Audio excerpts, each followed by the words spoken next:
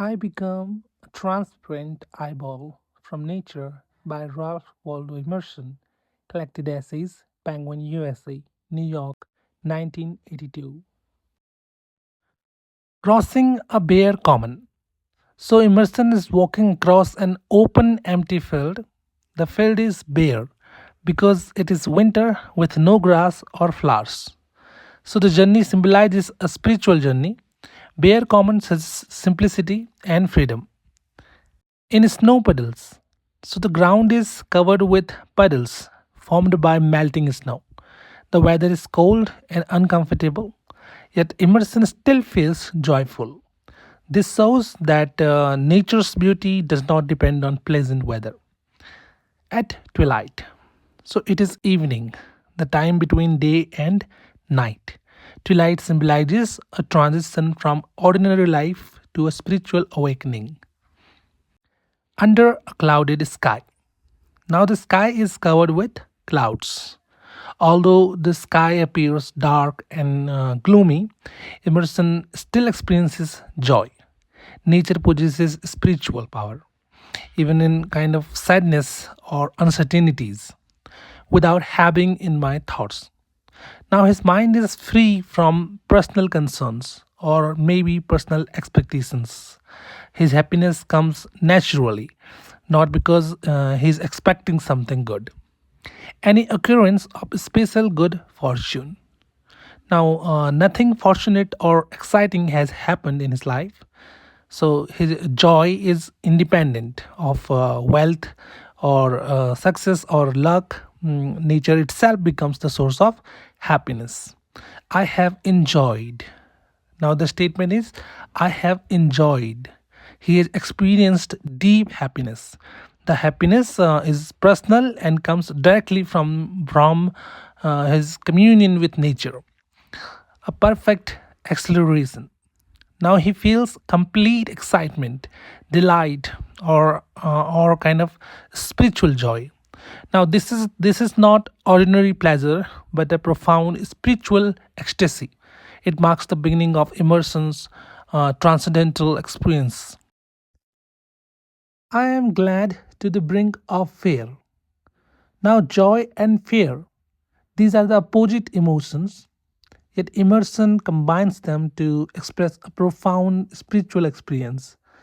The figure of speech that has been used here is oxymoron because the phrase joins seemingly contradictory feelings, happiness and fear together. And another one could be hyperbole because the joy is exaggerated to show that it reaches an extraordinary intensity. So, in the words, too, a man casts off his years. Now, when a person enters the forest, now someone is entering, so the person enters the forest, he forgets his age. Now, that's called the deep meaning. The woods have a kind of healing and renewing power.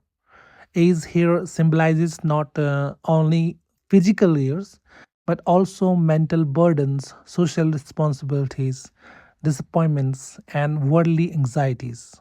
So, nature frees human beings from these burdens. As the snake hedge slump, just as a snake sheds its old skin, a person sheds old worries and limitations in nature. And at what period soever of life. So now, no matter what stage of life a person is in, Emerson emphasizes the universality of nature's influence. Whether a person is young, middle aged, or old, nature affects everyone equally. Nature makes no distinction based on age or social status, is always a child. So now in nature, every person becomes like a child. Child represents kind of innocence, curiosity, or imagination, purity, openness, freedom. These are all the aspects of a child. So Emerson believes that society makes people artificial and proud, whereas nature restores the innocent quality of childhood. In the woods is perpetual youth.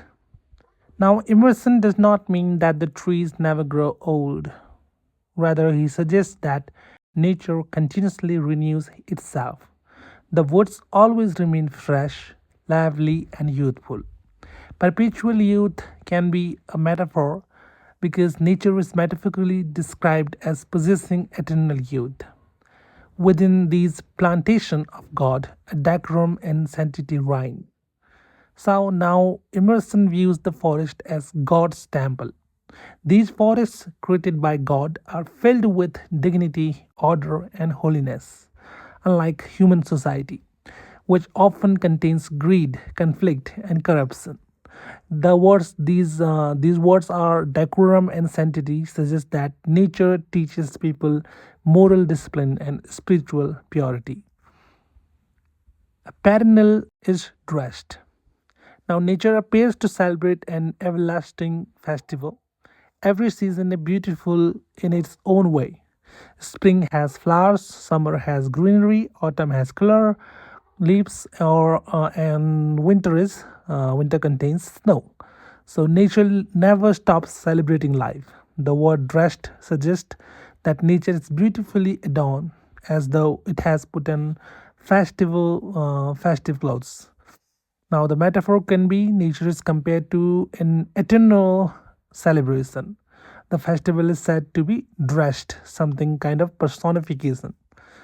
And the guest sees not how he should tire of them in 1,000 years. So now a visitor can never become tired of nature, even after 1,000 years. Nature offers infinite beauty and endless opportunity for discovery, unlike human entertainment, which eventually becomes boring.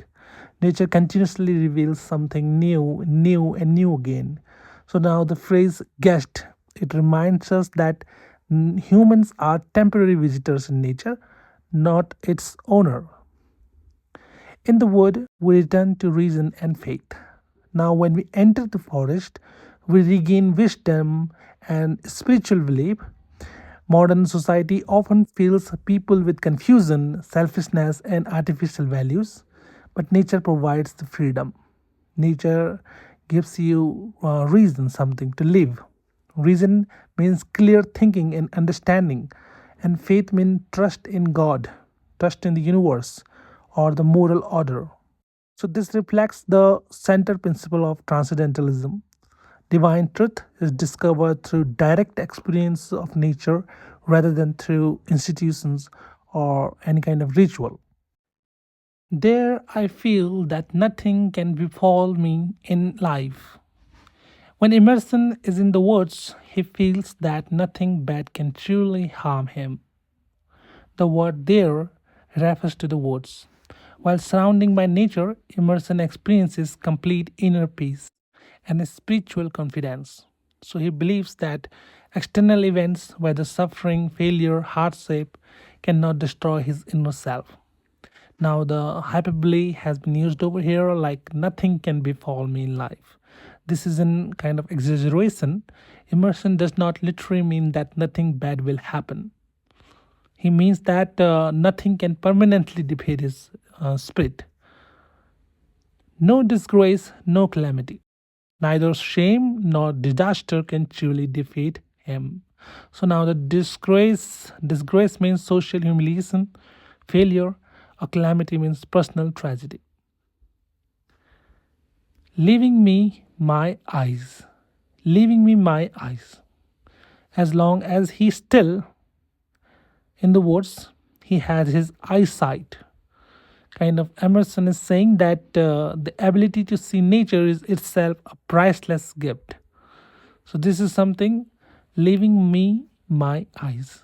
Eyes symbolizes niche spiritual thought, something spiritual insight and perception, which nature cannot repair.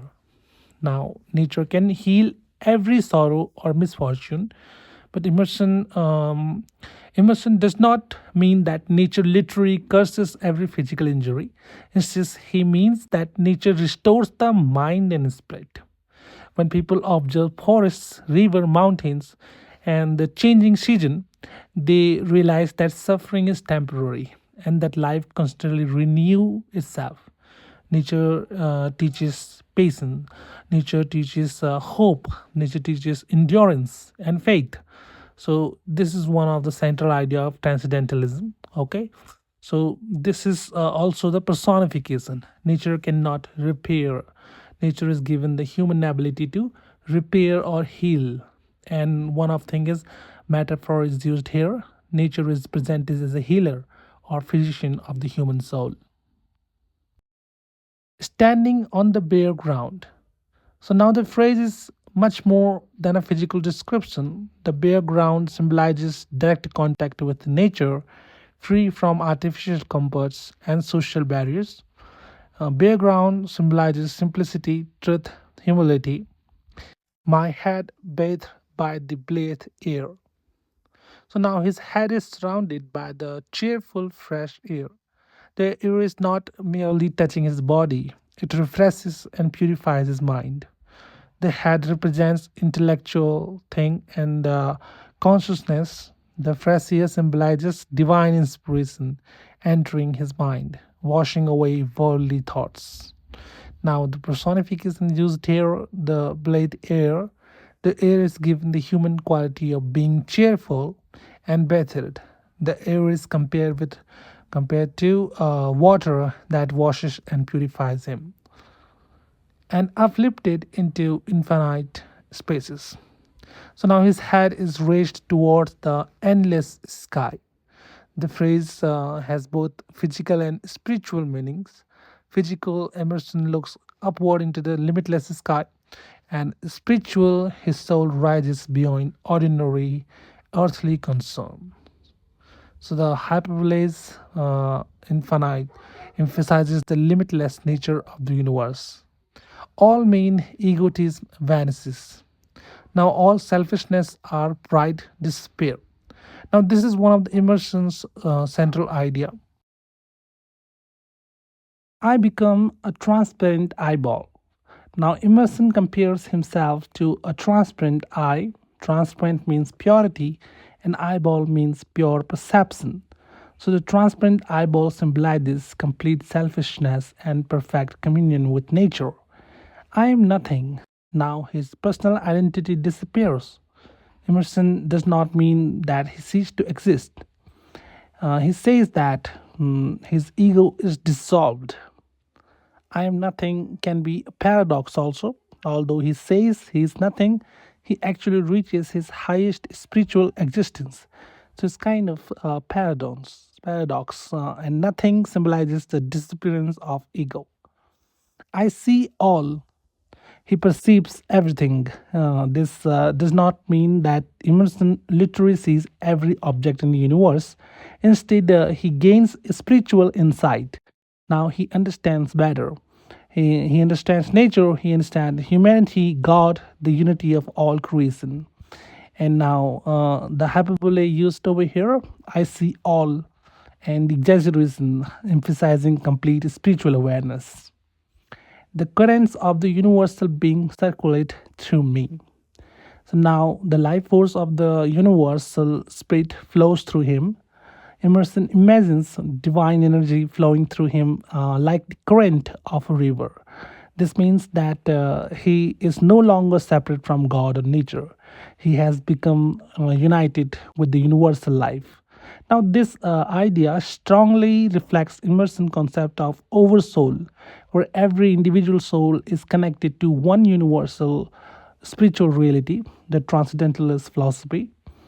Now, metaphor is the universal spirit is compared to flowing current, and personification is the currents are described as circulating like living soul.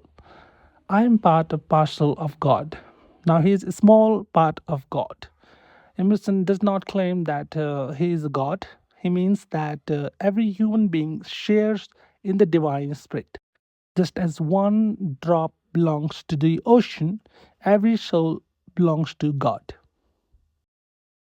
The name of the nearest friend sounds then foreign and accidental. So now even the name of his closest friend seems unfamiliar and unimportant. After experiencing complete union with nature and God, Emerson's perspective changes. Normally, people define themselves through relationships, friends, family, society. But in this higher spiritual state, those personal identity lose their importance. The word foreign means strange, and the word accidental means temporary or based on chance. Now, Emerson does not reject friendship. Instead, he suggests that human relationships are temporary, whereas the soul's relationship with nature and the universal being is eternal. Now, the paradox is nearest friends suddenly seems foreign. To be brothers, to be acquaintances, master or servant. Now, the relationships such as brothers, friends, masters, or servants become insignificant. Emerson lists different kinds of social relationships. These distinctions are created by society. But in nature, however, all human beings are equal because everyone shares the same universal spirit. The categories must be brother, acquaintance, master, or servant. These are merely social labels. Nature recognizes only one identity, and that is the human soul. Is then a trifle and a disturbance. Now, all these social distinctions become small, unimportant, and even distracting also. Trifle means something insignificant, and disturbance means something that interrupts peace. Emerson argues that worldly identity distracts us from realizing our spiritual nature. I am the lover of uncontained and immortal beauty. Now, Emerson loves beauty that is infinite, limitless, and eternal. Now, this is one of the Emerson's most beautiful expressions, means beauty that cannot be confined or limited. Immortal beauty, it means beauty that never dies. And unlike physical beauty, which fades, and the beauty of nature and the divine is eternal. So the word lover suggests a deep emotional and spiritual devotion. He's not simply an admirer of beauty, he's spiritually united with it. In the wilderness, I find something more dear and connect than in the street or villages. So now in the wilderness means untouched nature. Emerson finds something more precious and more naturally related to him than he finds in cities or villages. So connect means inborn or innate, naturally connected. The word wilderness does not simply mean a forest, it represents pure, untouched nature. Emerson believes that human beings are naturally connected to the nature before society lost wealth. So the word connect emphasizes that this relationship is innate, it exists from birth. So by contrast, streets and villages symbolizes civilization. In the tranquil landscape, it means like in the peaceful scenery of nature. The word tranquil means calm, peaceful, and undisturbed. Emerson believes that external peace, nature creates inner peace within the human soul. So the tranquil landscape symbolizes inner harmony and spiritual calm, and especially in the distant line of the horizon. So, especially when he looks toward the far horizon, the horizon is where the earth and sky seem to meet. For Emerson, it symbolizes infinity, hope, the meeting of the finite and the infinite, the connection between humanity and God. The horizon invites human beings to think beyond everyday life toward eternal truth. Now, it reminds us that reality extends beyond what we immediately see. Man beholds somewhat as beautiful as his own nature. Now, human beings see something in nature that is as beautiful as their own inner self. This is one of the Emerson's most profound idea. Nature is not merely an external object. Instead, nature reflects the human soul. So when a person looks at the peaceful landscape, he recognizes his own inner beauty and spiritual nature reflected in it. Thus, the beauty of nature and the beauty of human soul are deeply connected. The simile has been used here as beautiful as his own nature. The beauty of nature is directly compared with the beauty of the human soul, with the use of edge here.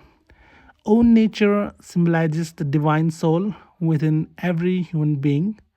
Nature functions like a mirror reflecting the inner self. That's called reflection imagery.